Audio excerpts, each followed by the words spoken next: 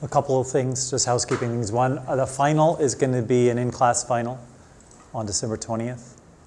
I don't know what time. We have a scheduled time. I just don't know what it is. So I'll figure that out and get that to you. But it's whatever the scheduled time is. It's 9 a.m.? Okay, I'm going to put a tentative 9 a.m. here. Okay. Projects are going to be 2 weeks, basically, or a week and a half to 2 weeks. So presentations are going to be not next week, but the following week. So half of you on Monday, half of you on Wednesday. I'm going to go ahead and just assign those projects and put them on the schedule. If you guys have a particular preference, email me. What I'd like you to do today is just email me. Short is fine, but just a summary of where you are with respect to the project. Okay?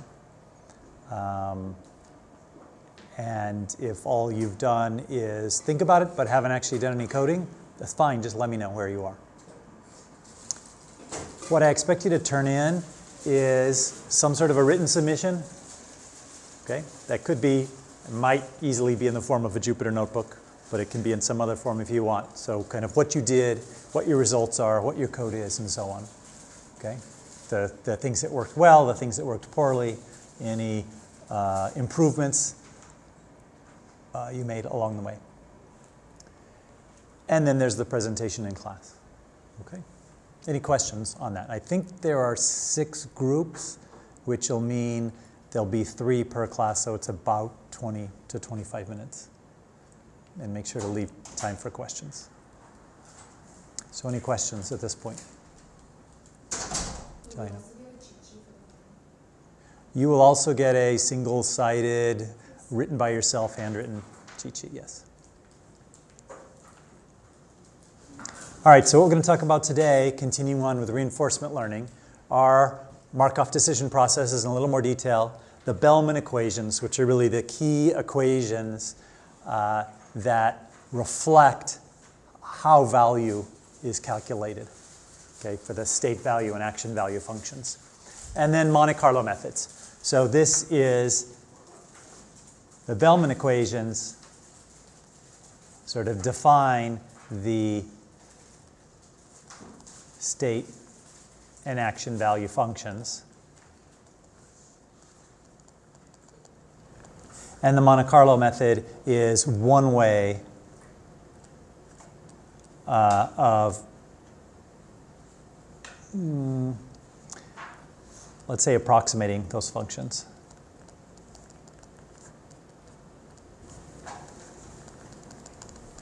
Okay, and temporal difference learning that we're going to talk about next Monday is a different way of doing that.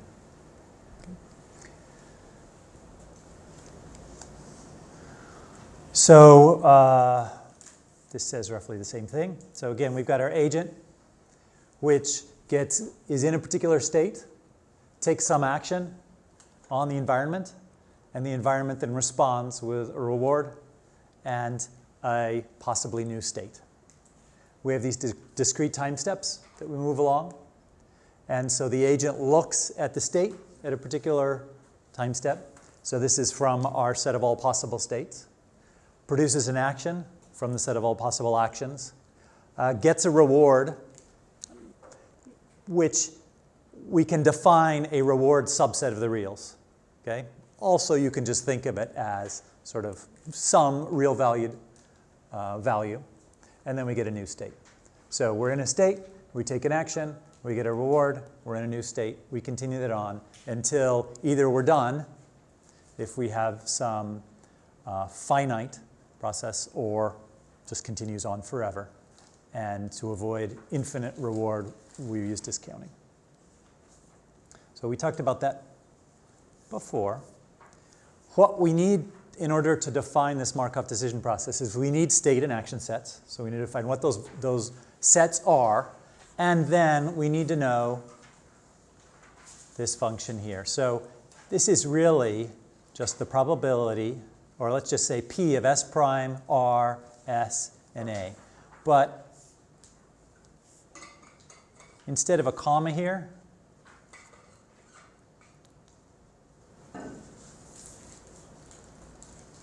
oh, let me use my highlighter. So instead of a,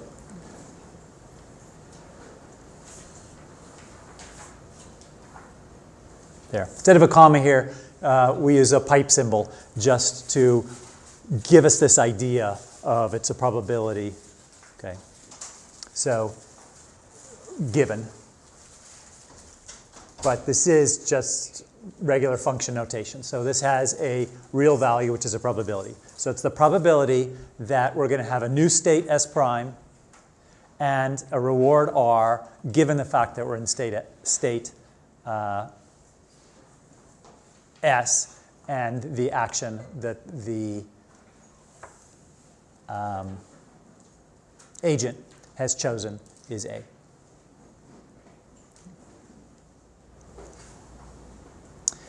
And the idea then is, just as you guys were doing on Monday, where to begin with you were kind of blindly going around, eventually you're trying to learn a policy. So a policy says, given a particular state, what action do you want to take?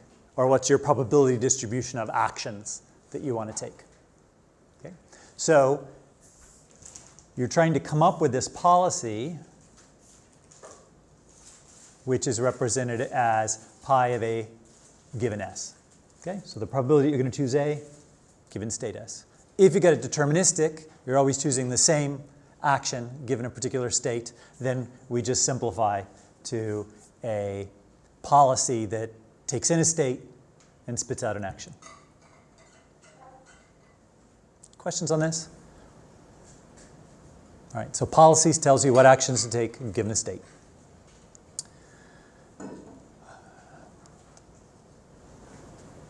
And by the state, we talked about this on Monday, but just to reiterate, the state is all of the information that is available for the agent to make a decision.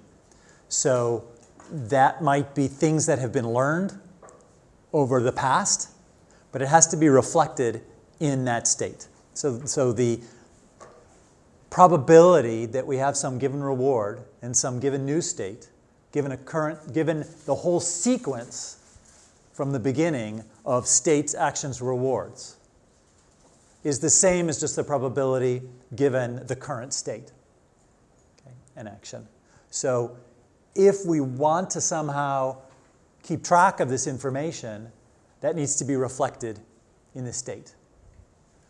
Kind of similar to when we were looking at the Atari 2600 simulator, where we decided that the state is going to include some k number of frames in the past. Okay, Danny. I thought you said that last time that the action that you take depends both on the state that you took this time and also like the action you took the previous time. Or? If I said that, that was a mistake. So it is the only thing that an action depends on is the current state. Okay, so other questions? So the current state is somehow reflective of all previous states?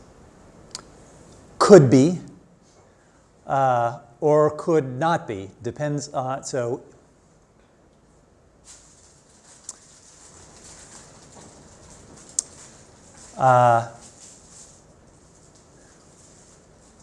let's see if we can come up with an example. So in backgammon, the state is just reflected on what you see with the board. There's no other information that's necessary. If you've got something like chess, just the board is not enough. Why not? I guess you have to know chess. Well, you do need to know that, but also there's a particular draw, right? You can get a draw if, yeah, if you repeat the same position some number of times. So that's some extra information that you would want to apply to the state. Okay, or not apply to the state, but add to the state. So it can go both ways. It can either be reflective of the previous states or not. It can, yes. It can be reflective of previous states or not. For backgammon, there's no reflection of previous states. Backgammon sort of by itself is Markov. Okay, but if you're playing I don't know, bridge, you know, a card game, and you look at the cards you have in your hand, it kind of matters what cards were previously played and how they were played. That'll affect what you do. All right, the rewards. We're trying to maximize our future reward stream. And the question is how to do that. And discounted makes sense. I mean, I suppose we could do average or something else, but discounted makes sense. We can choose a discount rate of 0, like young children who are only interested in the immediate future. We could have 1, which would then give us just the sum of the subsequent rewards. So just an example, we got a reward of 1 and then 0, 0, 0, 0. And what is our discounted return if our discount factor is 0.5? Yeah, so this is 0.5. If we've got 0, 0, 2, 0, 0, 0, 0. So yeah, this one is discounted at 1. Sorry. The first one's 1. Okay. So at step 0, we have a weighting factor of 1. At step 1, we have a weighting factor of 1/2. And so on, right? So that one's 0.5. If we have a discount factor of 0.9, then we've got, what, about 1.6? Because we got 0.9 times 0.9 is 0.8, so about. Here, -1 plus 1 plus 6/4 plus 3/8 plus 2/16. No need to simplify that. All right. So fairly clear? Any questions? All right. There are 4 value functions of interest. We talked about 2 of them, and 2 of them are just optimizations of the others. So one is the V function. It's the value function given a particular policy. Okay? So if you're going to follow this policy, represented as what action is taken given a particular state, then what's it worth to be in a particular state? So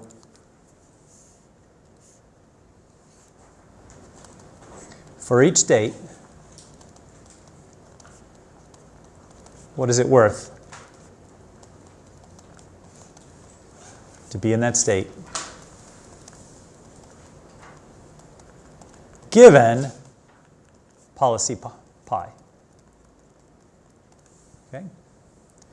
If we don't know policy pi, we can't really determine what the value is going to be.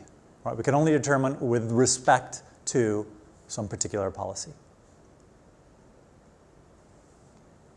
And what do we mean when we say what is it worth? The reward, the discounted total reward, but is that a single number? We need an expectation because there's randomness in 2 ways. Where's the randomness come in? The environment can have this random result of you're in a state, you choose an action, what state and reward you get out is random, can be random depending on the environment. And the second piece of randomness? Say again? The policy. Right, if you have a non-deterministic policy, then it's not deterministic. Questions on the value function? So this is a prediction, basically, that says, I predict, given the environment and the policy, this is what the value is for the state. Then there's also the value for an action. And we say action, this is really a state plus action pair. So the idea is you're in state S, and you take action A, and then follow the policy. So this first action may or may not be according to the policy, right? So this action here, when we look at a value for a particular state and action pair, this might be an action that the policy would never choose. Does that make sense? Right? I never order the iced tea at Marie Callender's. Yet, if I need to have a value function, I need to define that for every state and every action.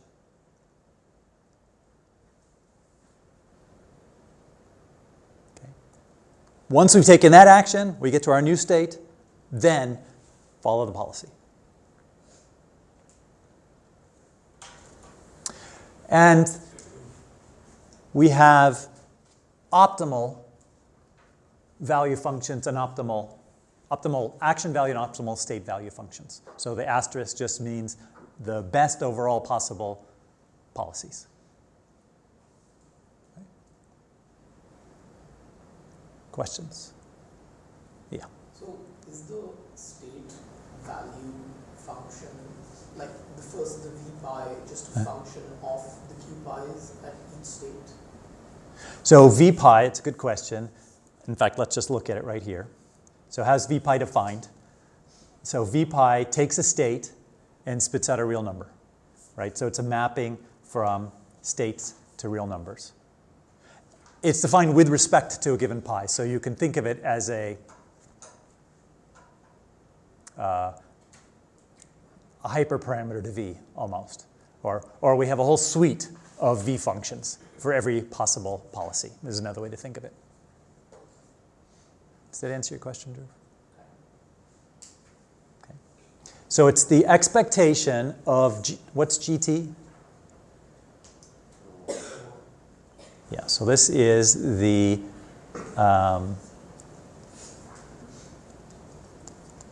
discounted total reward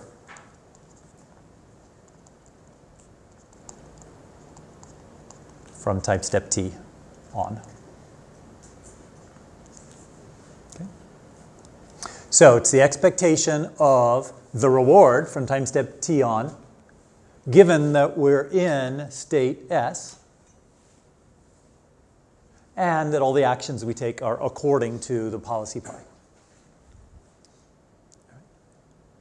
And the state action pair is very similar. We have the same expectation, except we take this particular action and then the future actions.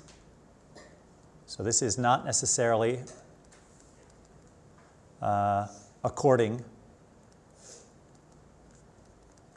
to pi. And these are all according to pi. Okay?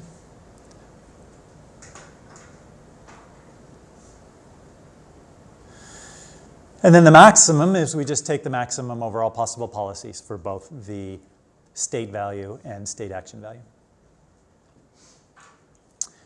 And then let's look at this. So pi is an optimal policy if and only if pi star of a comma s is greater than 0. So this only gets to be a little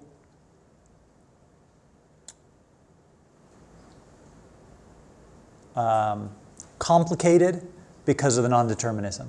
So if we have a deterministic policy, it's very simple. We can just say pi star of a, policies are defined on states. What's that need to equal if pi star is going to be optimal?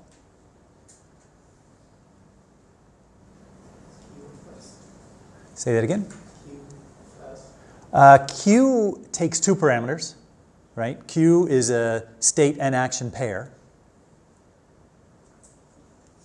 So Q of S is not properly defined. What's the best we can possibly get from state S? V star, that's right. V star we've already defined is this is the best you can get. And so if we have an optimal policy, it must be the best you can get. Does that make sense? I thought pi star returns an action. Pi star is a policy, right? So, oh, I'm sorry. My mistake here. So let's throw in, yeah. So we have on the left, this is an element of A, our actions. And on the right, we had something in reals, so that's no good. So we want instead the maximum value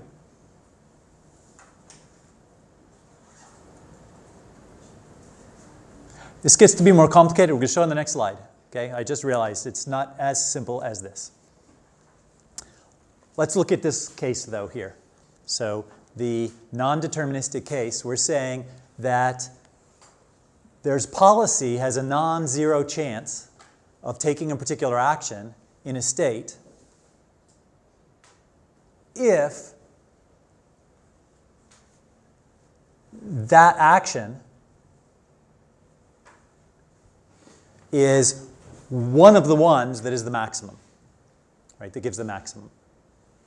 So what's slightly confusing is we might have, in a particular state, multiple actions that yield the same value. Okay? And what we're saying is, this better be one of those actions. If we've got an action that is suboptimal, the probability of choosing that action had better be 0. Okay? So if we've got 3 equal, right, we're here, and we go to here, or here, or here, or here, and we get a Q equals, I don't know, 3 here, and Q equals 4 here, and 4 here, and 4 here. So our state is right there, and we can choose to go up, down, left, or right. And these are the values that we're going to get optimally. So should we ever go left? No, we shouldn't go left. How many policies are there, non-deterministic policies, that don't go left? There are an infinite number of them, right? Because I just need to select probabilities such that these sum to 1. Okay? But none of them can be greater than 0 unless they are one of the optimal actions. Okay, so let's just look at a quick example. What policy is optimal from state A? Do we go left? Do we go right? Or is there some other policy? And it depends on the discount factor. So if the discount factor is 0, what is the value of going left? It's 1, right? We get a 1 plus 0 times 0. So 1 times 1 plus 0 times 0 equals 1. And if we go right, it's 1 times, yes, 1 times 0 plus 0 times 2 equals 0. So 1 time through the loop, we would get 1 versus 2, and then we'd start discounting those as well, right? So we could calculate what that is. If the discount rate, on the other hand, is 0.99, which is better? The right's better, right? Because basically we're going to get 1 on the left and what? 1.98 on the right. And if it's 1/2, right, 1 and 1, same. So there are an infinite number of non-deterministic policies we could choose there that were optimal, because it doesn't matter which one we do. All right. Does that make sense? Questions? Yeah. 0 times 0 plus 0 times. Or won't it just be 0 plus 0 times 2? Because it's just the return along the first path, which is 0. You're right. We don't really need a 1 here. We really should just say it's the return plus then the discounted for the next. It's basically just gamma to the 0. Right. All right, let's introduce ourselves to a an environment. So in this environment, and this environment is not dissimilar from the environment in assignment 7. So we've got a grid world. In the grid world, you can move up, down, left, and right. Or as it says here, north, south, east, and west. If you go off the grid, it leaves you where you are, but you get a reward of -1. And everything else gives a reward of 0, except there's this special state where if you're in state A, no matter what you do, it takes you to state A prime. So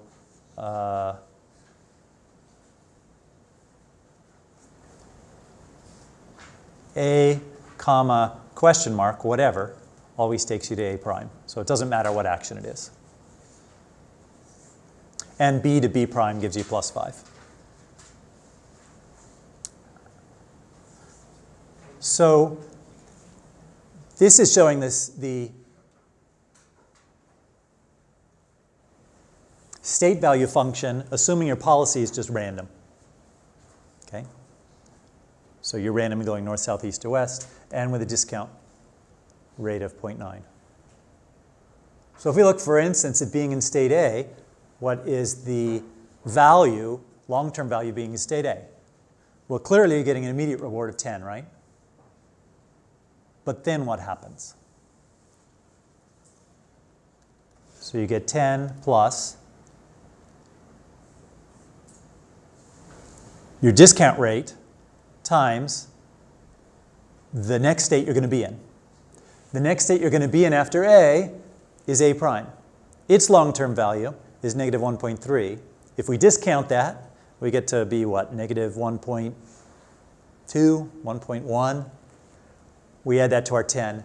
That's how we get our 8.8. We're going to look at this in more detail.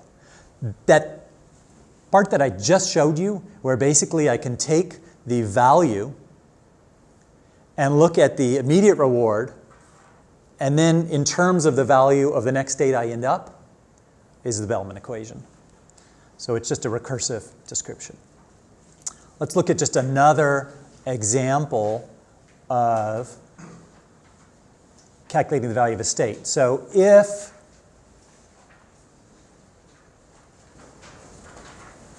so this is golf.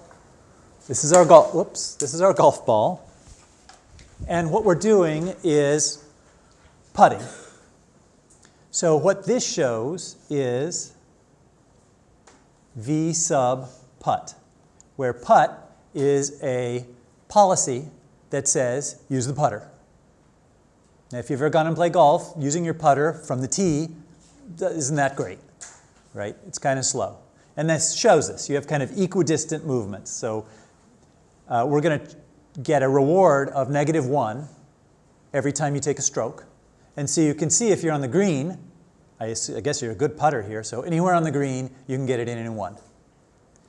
And then this contour shows you that anywhere in here, you can get it in 2. And the putters don't get you out of sand at all, so you have an infinite, negative infinite there. Okay? Does that make sense? So is this the optimal policy? Well, if you only have a putter, I guess it is. But let's assume we have a full complement of clubs. This is not the optimal policy. You probably want to use your driver and maybe some other clubs as well. Okay.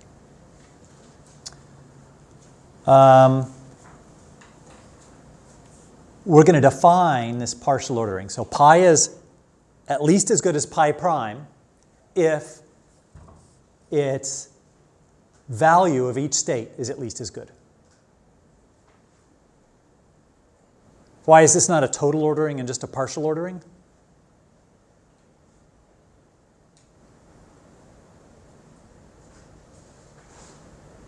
Well, because let's say Danny has a policy that says you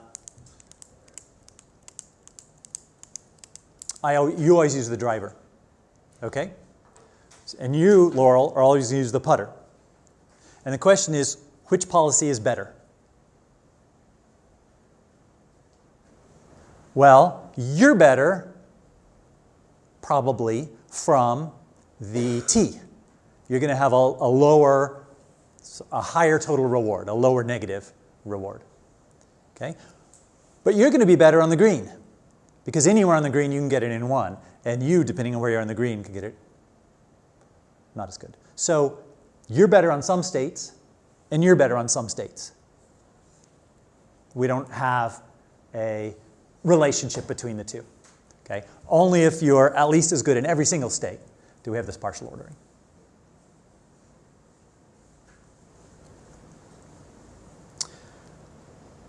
We've always going to have some policy that's at least as good as the others. And those are going to be the optimal policies. Could just have one, or we can have more than one. Certainly if we're, yeah. And so we're going to just call them all pi star. We don't really care which one it is. And they all share the same value function.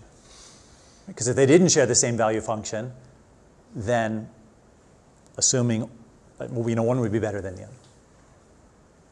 Okay. And they also have the same optimal action value function.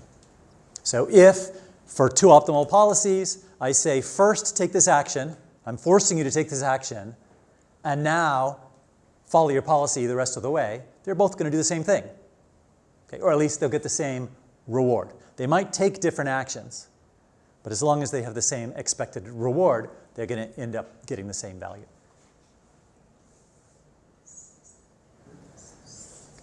So,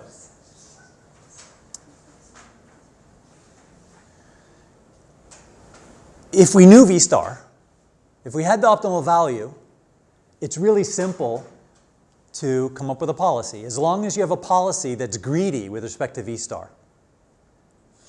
Okay, so for example, let's look here. We're at row 2, column 2. And assume we're given V star. The question is, what's the optimal action? Well, we can go down and get 19.8, or left at 19.8, or right at 19.8, or up in 24.4. What should we do? Let's go up. Greedy. Okay? So that'll give us our policy of going up. In the case of being on A, it doesn't matter. Why? Well, they're not actually the same.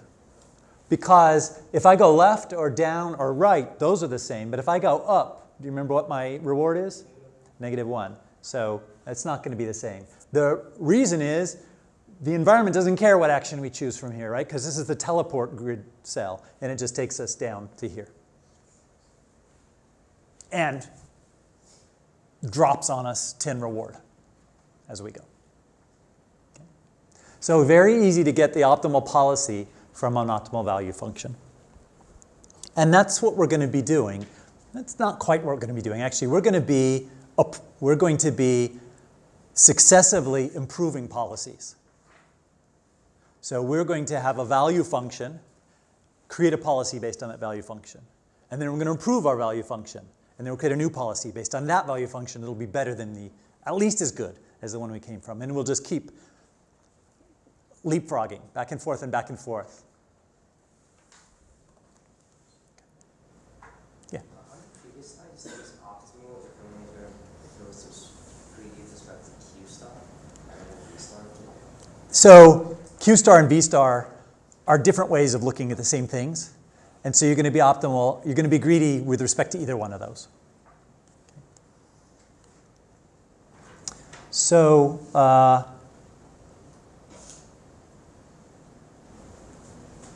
yeah, here's our example just of Q star S comma driver. So we're starting in a particular state. We use a driver first, and then we can use whatever is optimal, a putter or a driver. So if you're forced to start with a driver, then you can only make it in one stroke a short way around the hole. So the rest of the green is farther away, clearly. So what's V star right around the hole? What's our best possible value we can get, our best possible reward? If we're right around the hole, we're not in the hole. Yeah, -1. And we can do that with either a putter or a driver, right? What about on the rest of the green? So we're here on the green. What's the optimal value? It's also -1. What would you choose? You choose the putter and not the driver, okay? That is not in conflict with the fact that Q star here, driver, is 2. Because Q star, this state driver, says, well, first start with a driver. I'm forcing you, start with a driver first. Given that you're starting with a driver, how good can you do? And it would be -2 here.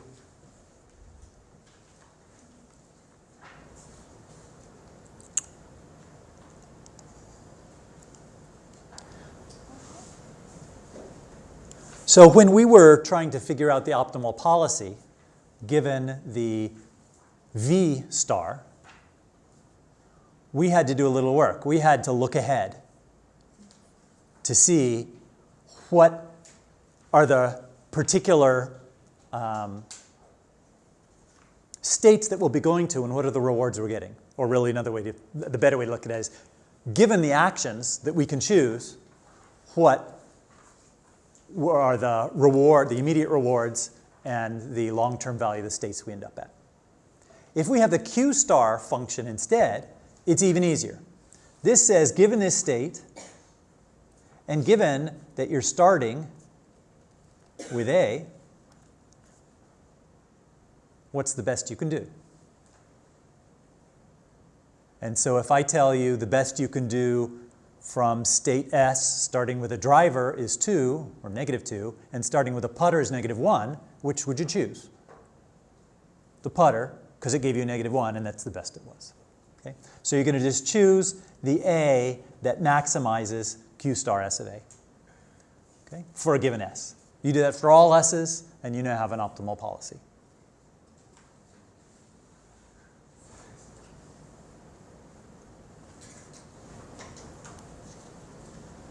So here's a Bellman equation. This is the same Bellman who,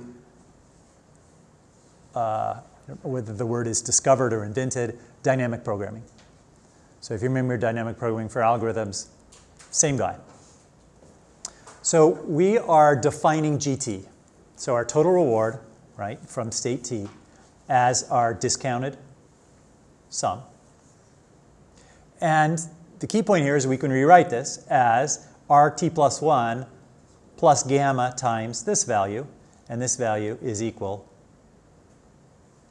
gamma t plus 1. So we're basically defining GT in terms of GT plus 1. Okay? And where GT is just the sequence of rewards we're going to get. Okay? Taking a, on one particular run, let's say. So if we have a given policy, we say that it's the expectation of GT, given that we're starting in state S.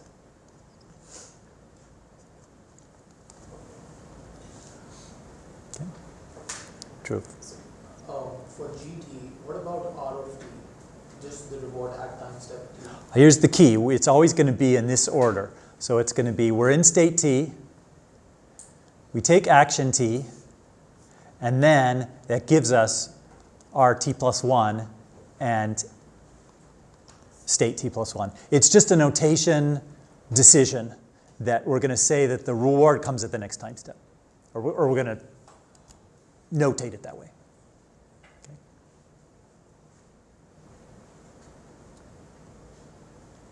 And given that we've said that GT is equal RT plus 1 plus gamma GT plus 1, we can rewrite GT as this. And so now we're defining V sub pi with respect to V sub pi of T plus 1. So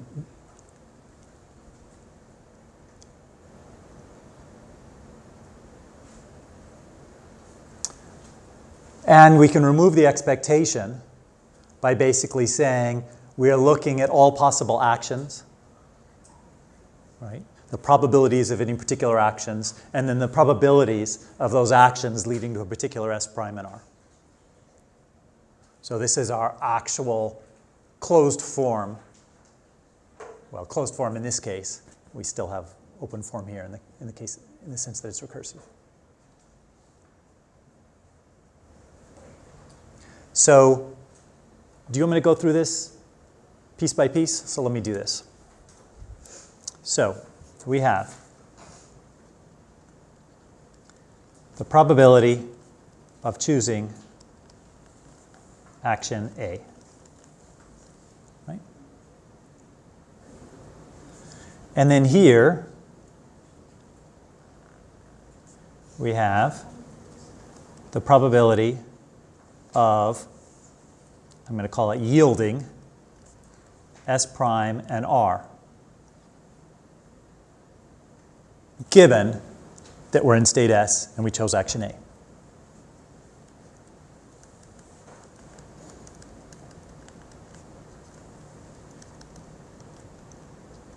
All right? So this is going to give us, the two of these multiplied together, is the probability that we start in state S and what?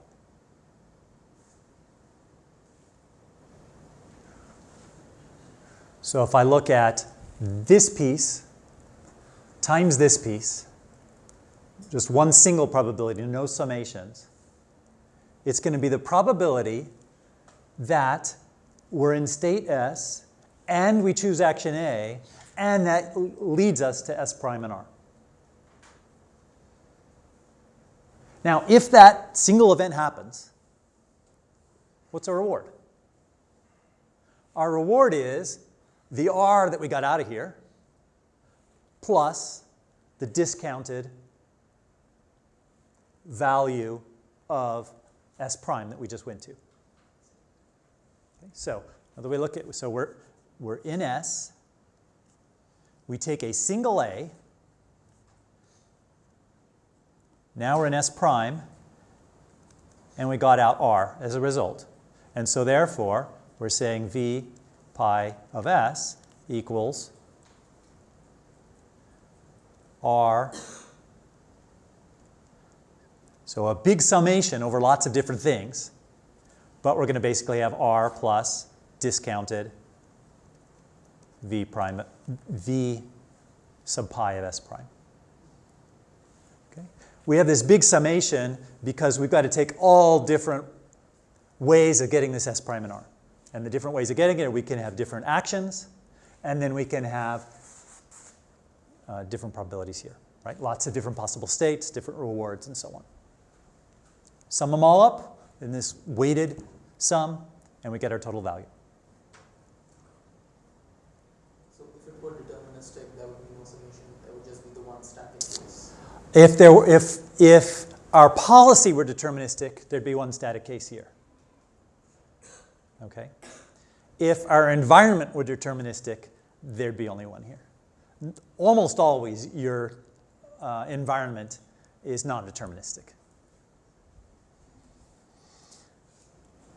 Questions?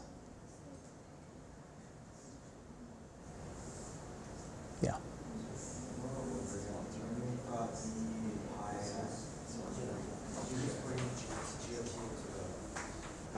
Here? The first line or the second line? Second line. So what we've got is all we're doing here is replacing GT with that, right? And that we got from defining GT equals that. So the reward from time step t on is the reward you get at time step t plus gamma times the reward you get from the next time step on. Does that help? Okay. Other questions?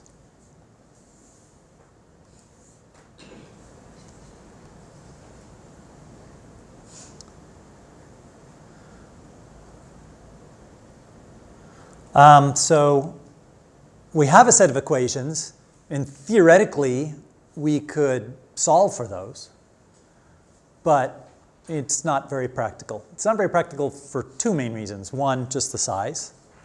And the second reason is often we don't know, what function don't we know?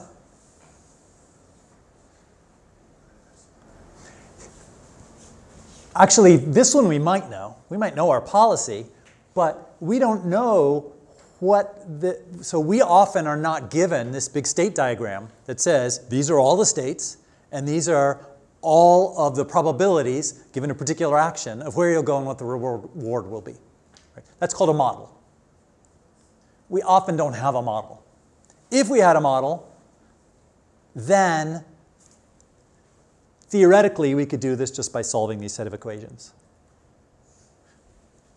Practically, we could do it if we had the model by using dynamic programming, by basically just going through and starting with some random values here and just updating them.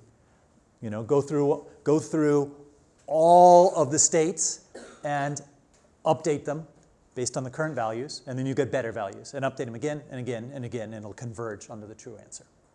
We're not going to look at dynamic programming, okay? Partially because it's not very common that you have a model. One case you do, I guess, is backgammon. You know exactly what the reward is going to be, and you know exactly what the result is going to be of carrying out any particular action. At least your side of it. So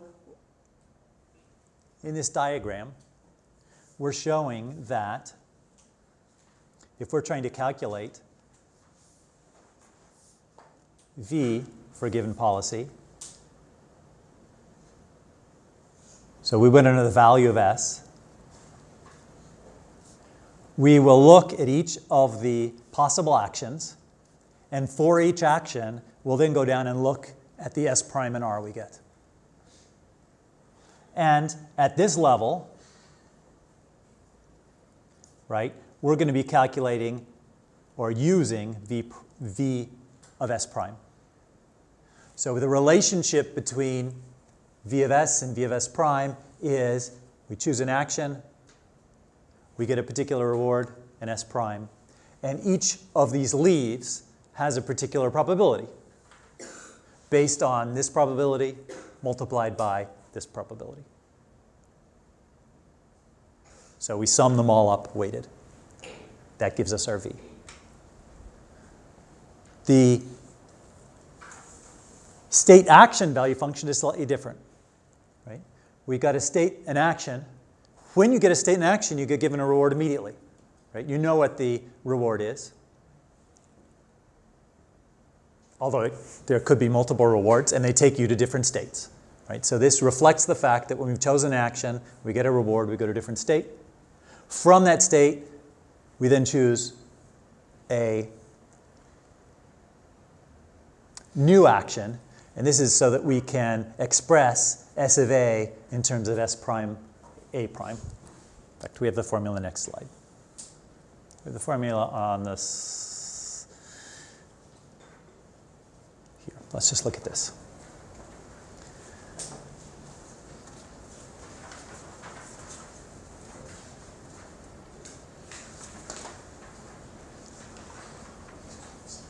So if we want to know the value of Q of SA, so we take the reward, right? Because we get a reward when we take a particular action in a particular state. And then we do a discount factor. And then we have to figure out, okay,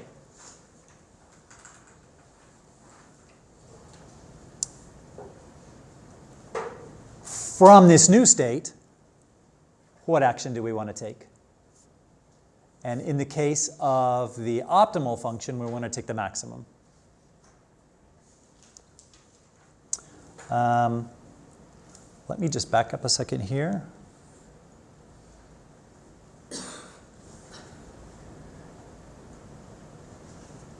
And I am ignoring that one.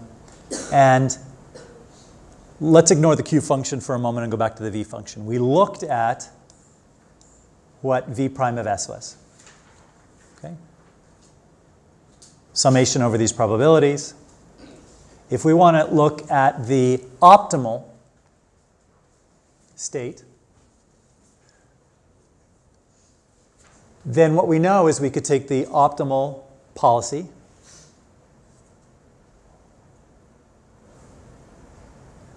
and take the maximum A in that case.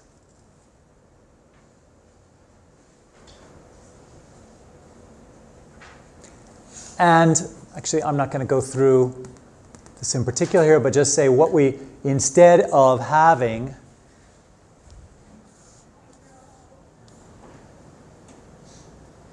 the summation over all A's, we're going to just choose the highest A.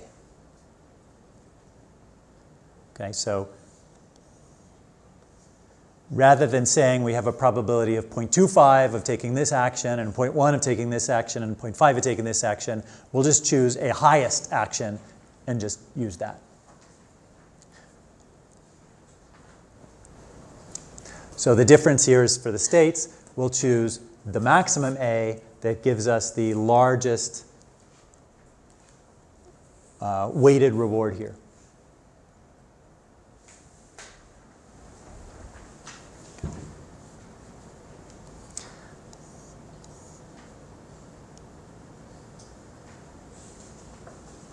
I said that we don't have a model, or that often you don't have a model.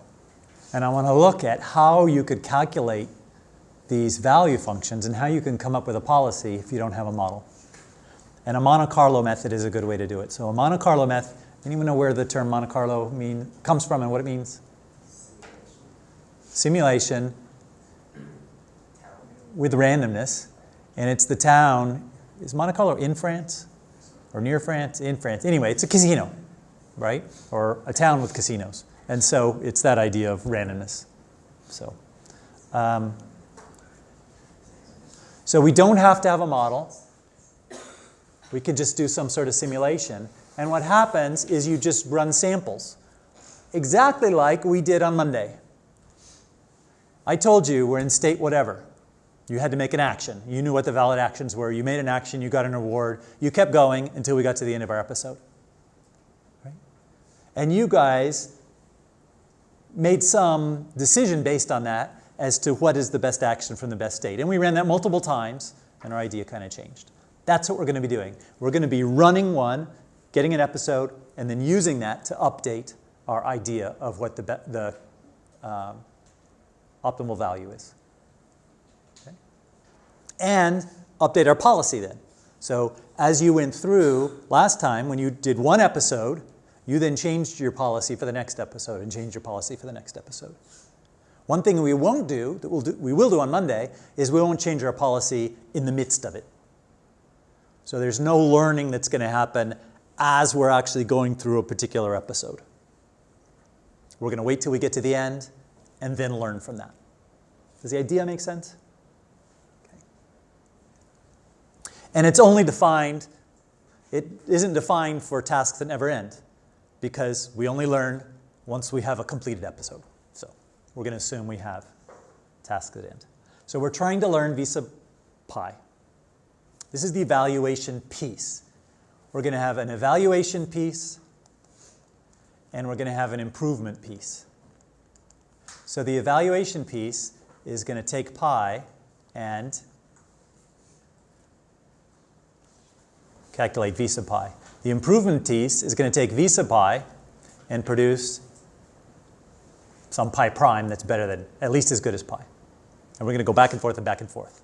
And we're going to do, so the evaluation is going to basically, we're going to run episode, and then get a new value, and then get a new policy.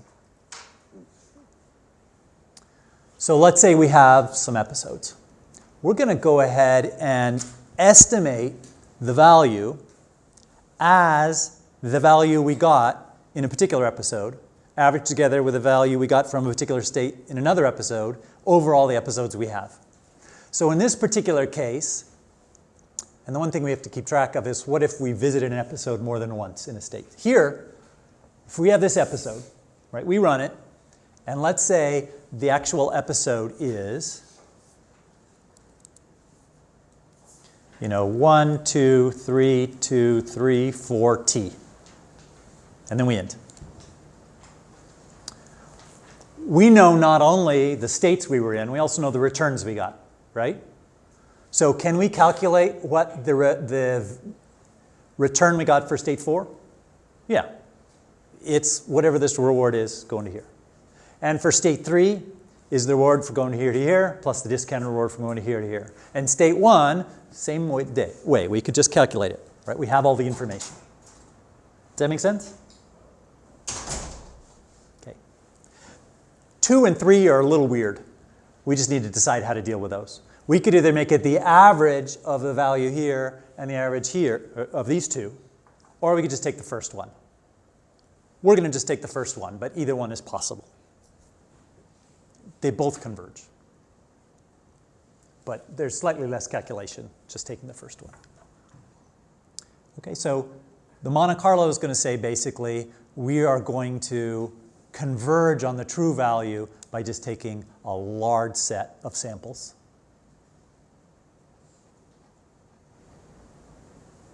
Right? So here's what we're going to do. We've got a policy. So what do we need? We've got a policy. Right? So we're given this. And we're given Q, which is an arbitrary state value function. So Q takes, right, a pair, state and an action, and it's going to give us some arbitrary value back to begin with. Okay? It's going to be our first cut at a value, and we will make it better later. And then returns are all the returns. So the returns are going to hold for a given state action pair.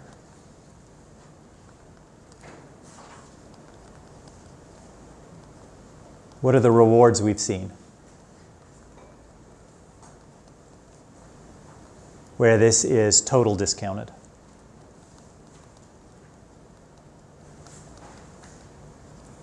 Okay? And we start out empty because we haven't done any episodes and we don't know anything.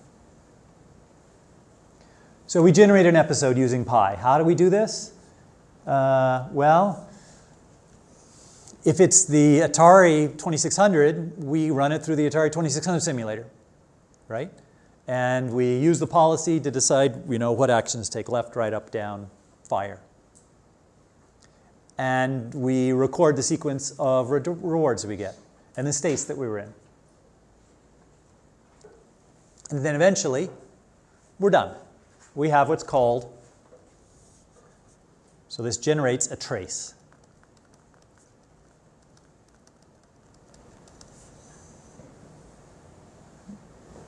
And then we go through every action pair in the episode, right? So we might have had, we started in S1, and we took action 2, and then we got reward 2, and we were in state 2, and we took action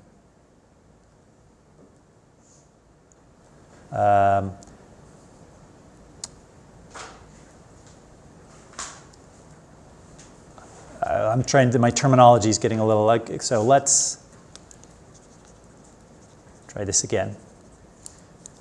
We happen to start in state S5, okay? And we took action 24. 25, it turns out, is what I wrote. And we get back 40 return. And then we're in state S3. And we took action 25 again. And then we got some value. This is a trace. And now we are going to find the return for the first occurrence of every pair in here. So we're going to look at what's the return of S5, A25. Take the discounted sum of this column.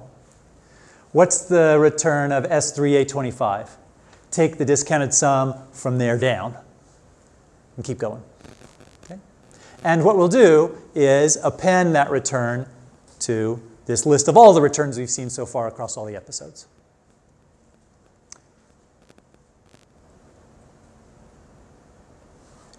And we can now say that our approximation of Q for this policy is the average returns that we've seen from that policy. Is this very accurate after one episode? No. But if we don't have very many states, very many actions, probably very accurate after 10,000 episodes, right? How many of the states and actions will we be updating in a particular episode? All of them? Just the ones we saw, right? Just the ones we went through.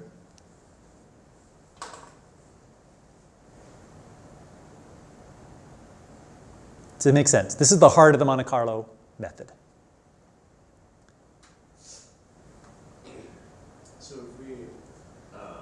So if we do this for some number of episodes, but then presumably when we update our policy, we have to like discard past information, right?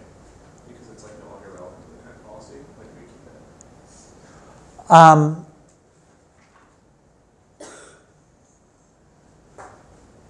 So what happens is the stuff that's no longer relevant will be overshadowed. Right? What we could do is we could take a discounted returns here if we wanted. Might make sense. Also, then we'd have to store less as well.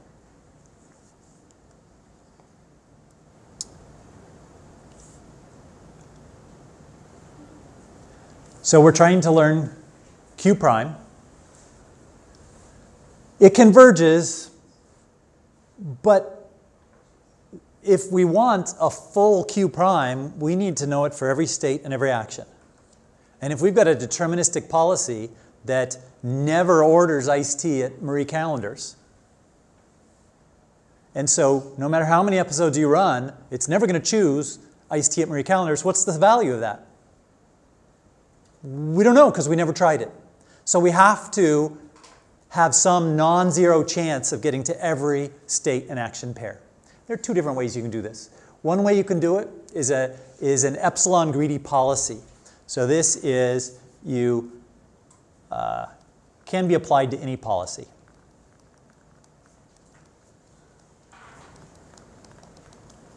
So basically say, okay, I got a policy that's currently this. Epsilon greedy says, with a epsilon chance, I'm going to try one of the actions you don't normally take. Okay? And with a 1 minus epsilon, I'm going to follow your policy. So if you've got any zero choices, right, zero probability choices, I'm going to equal probably choose one of those with a probability of epsilon. Most of the time, I'll do what you want to do. Some of the time, I'm going to just randomly choose. And the nice idea of that is you're exploring, right? You can think of the first part, the 1 minus epsilon, as exploitation. You're trying to exploit the policy you have now. When with small probability, you're going to explore stuff you haven't been to. So ideally, when I go to Marie Callender's, I should take 5 dice and roll them. And if they all come up 6s, I should order iced tea. Because I never have. And I might really like it. That's one way to do it. Another way to do it is just make sure when you are generating your episodes, you start off with a particular state action pair. You let the policy run from then on, but you're going to start where you want, randomly choosing a state and action. Okay, now in some environments, this might not make a lot of sense. Like I'm not sure what it means in Atari. Like how do you generate a random state? It's not clear because you can't just pick a random set of pixels for the screen because that doesn't represent a valid state. So some cases, the epsilon greedy is easier to implement than the other, yeah.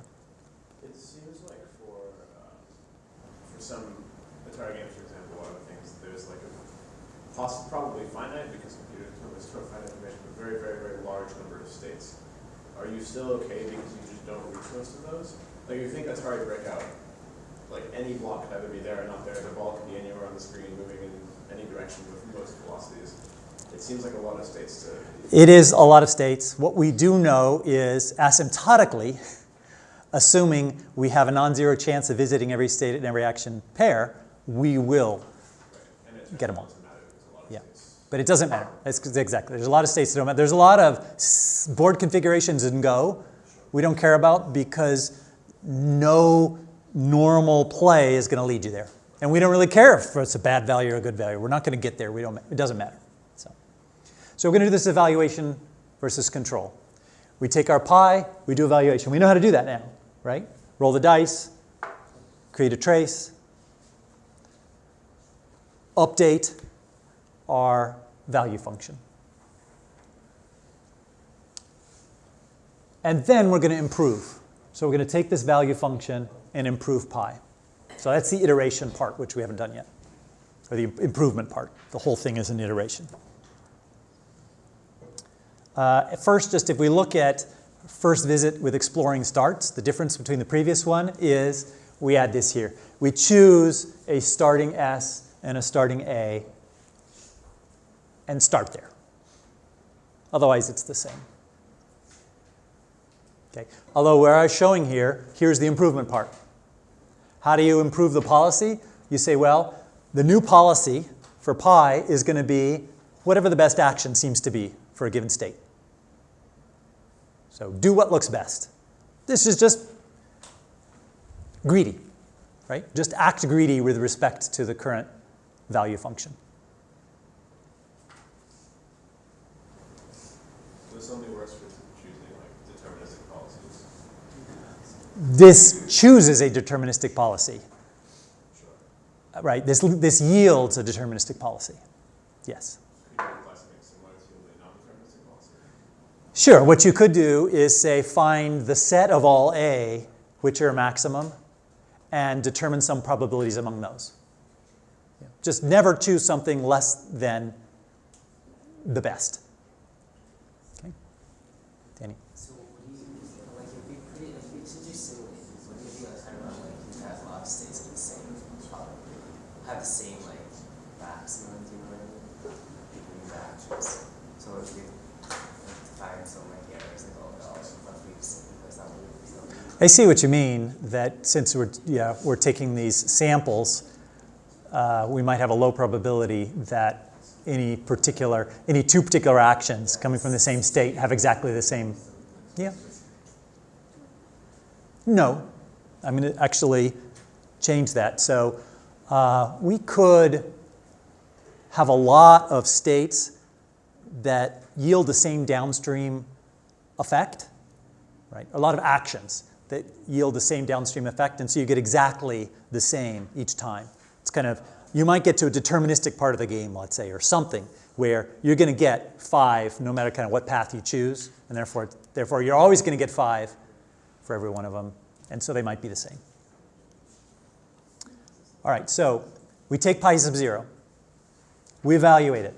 This gives us q pi sub 0, right? How good is q? And really we don't get this. Really what we get is capital Q pi sub 0, which is an approximation. Okay? Because we're just taking a sample, or possibly multiple samples.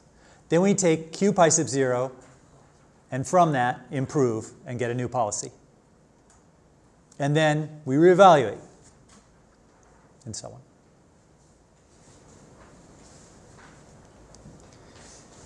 on.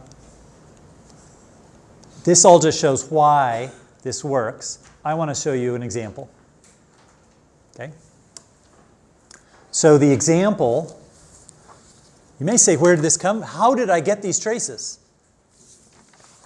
So I, thanks to you, got these traces on Monday. And thanks to OneNote, I still have them. All right, so this is our trace. I did find out, by the way, that I summed it wrong on Monday. The total was 70 and not 80. I was going crazy trying to figure out why my numbers didn't match. So here's my question. So to begin with, our results are all empty. Okay?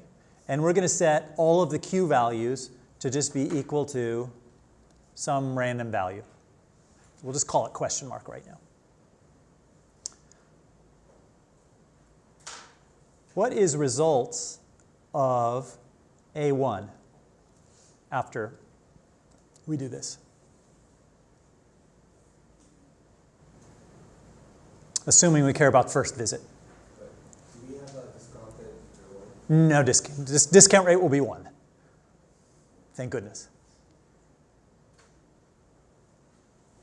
So the first time we do state A, and action 1 is on time step 1, right? What's our subsequent reward? 70. Okay, there we go. And what is Q? Sorry, capital Q of A1? It's the average of the list containing 70, which is 70. All right, I'm not going to write the Q's. They're going to all be the same way. So what's the next results we might want to process? A2. And the results of A2 is going to be, right, from here down. So that's how much? 50. And results of the next one, what, B2, is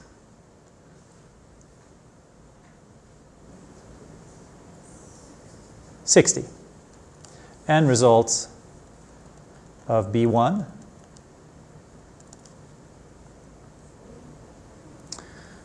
is it 40, 10, 20, 40? Yep. And we don't really care about the T's, so I don't care. Does that make sense? All right, so that was our first one. So now we have something that says from state A, taking action 1 should give us 70. And from state A, taking action 2, whereas estimating gives us 50.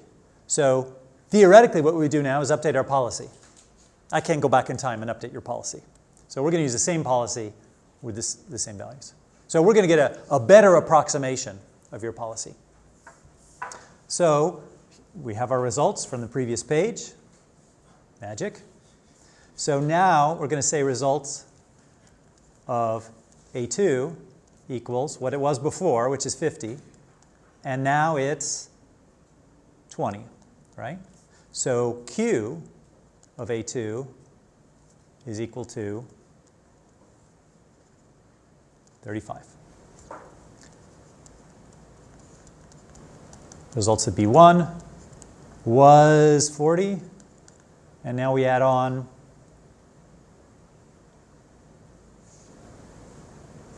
30. So Q of B1 equals 35. And finally, results of A1 was 70, now is what? 10. So Q of A1 equals 40. What about the other Q's? What's Q of B2? No, it's what it used to be. Oh, did we have it? Yeah, Q of B2 is still 60. We're just not reevaluating it.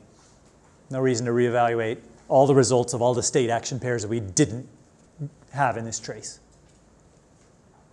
So we're doing multiple runs for each policy? So for like, We could. is that what we're doing here, or is that not? Here we are doing the same runs, multiple runs for the same policy, yes. If we assume the policy was the same one across, but yeah. But if we were doing, if you pretend this was a second policy, the results is appending the first policy with the second policy as well, and we calculate a new average. Yes.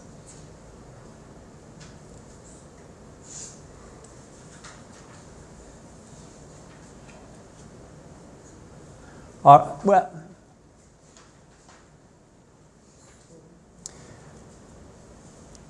we could do it in two different ways.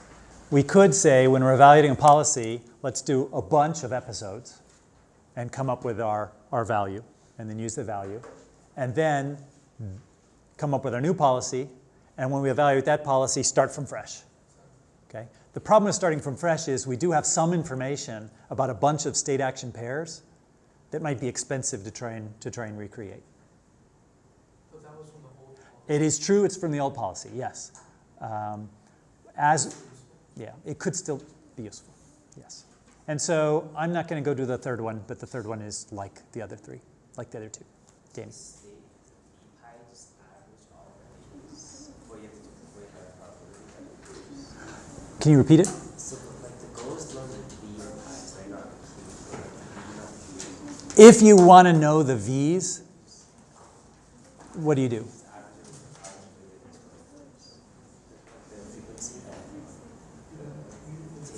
No, so if you want the V star and you've got the Q stars, take the best action. That's all it is, right? It's whatever action gives you the highest, that's the action, and the accompanying reward is the reward. Okay? So your assignment is going to be taking a grid world example and coming up with some traces, and then successive estimating Q, updating pi, estimating Q, updating pi, and so on. I started doing it by hand, and I thought it made sense to do it by hand, and I quickly realized that was very unpleasant to do by hand, and so writing a small Python script made a lot more sense. So, and I did spend the time, as you'll see there on the back, when you look at the trace and the Q and the policy, I spent a little time to make it print out nicely, and trust me, it's well worth your time to do that, because it's much easier to understand what's going on. This is an individual assignment.